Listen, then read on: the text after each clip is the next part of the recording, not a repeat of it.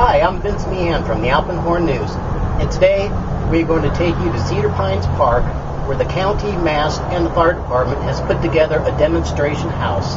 That way the residents can get a better idea of what it takes to be in compliance with the fire codes this year. Hi, I'm here with Thomas from Land Use Services, and why don't you go ahead and tell us what we have going on here? Well, this is our demonstration property for basically to demonstrate the changes in the fire hazard abatement ordinance within San Bernardino County. It changed last November. Prior to that, we addressed dead and dying vegetation, junk, trash, things of that nature. Now we also address live vegetation, thinning of brush, removal of certain trees, etc. This is our demonstration property for the Crest Forest area. We've already done Lake Arrowhead, a demonstration property. We'll do one in Running Springs, and then in Big Bear maybe this summer. So across the line. Great, well let's go take a look. You bet. Yeah, the other thing, Vince, within 5 feet of any structure, 5 feet from your house, off the wall, typically you don't want anything. Okay. No vegetation, no pine needles, very minimal leaf litter. You want it to look like this area where it's almost entirely mineral soil. Now I actually have a small tree about this big around that's right next to the house. Does that have to go? It depends. What kind of tree? I think it's oak. Oak. You might be okay. You want to keep it off the house because it's going to get bigger and it's going to present. Well, I'm not emotionally attached to it, so if you tell me...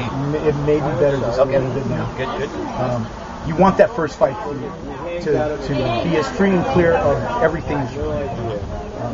That gives you a border for fire that may be in the leaf litter or in the pine needles from creeping to the structure. And I also noticed that during the last fire, the firemen came, even though there was no fire around, they did create a zone about 3 feet wide, and that helps them out. Right. It gives them a break, so that fire that's creeping along stops before it actually attaches the structure itself.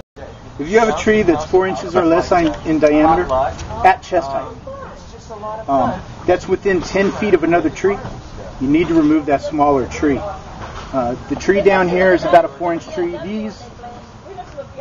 This is probably a 6-inch trunk right here. So that's why these two remain next to each other. That's also why the bottom, the extensions from the bottom were trimmed off, because those would have been less than 4 inches. And it also makes the tree unhealthy to begin with. Trees like that, you see those two right there, their size, they're maybe 5 feet apart. One of those has got to come out. And which one would it be? They're both healthy trees. It would be property owner's choice. Okay. We're not going to determine which one. Right. But one of them should go because you got 2 trees of insufficient size too close together. They're both going to be unhealthy because of it. The thing we look at is ground clearance, weed abatement, things of that nature. What we're going to look at on that, this property's been done. You're allowed up to 2 inches of material on the ground, meaning 2 inches of leaf litter, 2 inches of duff, 2 inches of pine needles, whatever your property gets. Anything more than that, like there's a little pile over there, if the whole property was of that depth, it needs to be raked out. This has been raked out. I think a lot of people have that concern because they're afraid if they get rid of everything, there might be erosion. Right. And I understand that to rake 8 inches to 2 inches is nearly impossible. Right. It's a balancing act. Some people rake it down to the dirt and then they spread a thin layer back out. That's probably a good idea. That's probably a good idea because it is hard to do any other way. Right. Some of the contractors do manage to rake it down. My contractors can do it. It's hard work. You do have an erosion problem, but there has to be a balance. Exactly. And that's why the 2 inches was established, was to balance between erosion and fire hazard. Okay. Great. Weeds such as this, they haven't been cut yet. It's still early in the year. They're just now drying out. You can still see there's some green in there. If you cut it while it's still green, the plant hasn't gone dormant yet, you're cutting it again. So you want to wait for the plant to go dormant. Then you know if you cut it, it's not coming back till next year. It's done for its growth cycle. Well, to kind of sum it up, the first 5 feet from the structure, free and clear of pretty much everything, mineral soil, best you can. The first 15 feet, no highly flammable vegetation. At all. at all. The first 30 feet spacing, or 15 to 30 feet spacing of any shrubbery, 2 times the height of the tallest plant. Limbing up of all trees, removal of all trees smaller than 4 inches at chest height that are within 10 feet of another tree.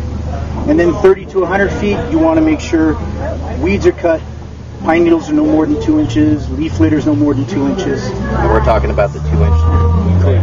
Correct. And let's make something clear. This goes out 100 feet or to your property boundary. Exactly.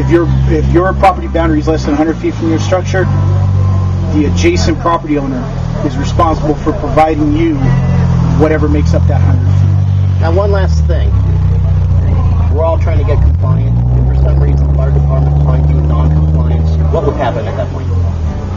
Well, if we come back out, right now with the new ordinance, we're strictly trying to be educational. Mm-hmm. We don't want to do a whole lot of enforcement. This is new for everybody. It's better to educate people and try to limit the amount of enforcement we do. If enforcement is needed, just simply because a property owner absolutely refuses to cooperate in any way, doesn't make any effort, doesn't make any phone calls, doesn't try, we send the notice, the official 30-day notice. When does that come out? It depends. It depends. Right now, it hasn't scheduled for reinspection yet because the actual first letter went out, and the actual official notice hasn't gone out yet. When the officer for the area reinspects and finds the property non-compliant, he'll send out an official 30-day notice if that property owner is not cooperating in some way. At the end of that 30 days, if there's still no change, no cooperation, no contact with our department or another department, at that point, we schedule our county contractor. Our county contractor will come in and do the needed abatement, and that property owner will receive the bill for their time, plus applicable fees, penalties. Well, thank you very much, Thomas. You bet, Vince. You've been a great help. For the Alpenhorn News, I'm Vince Meehan. Thank you.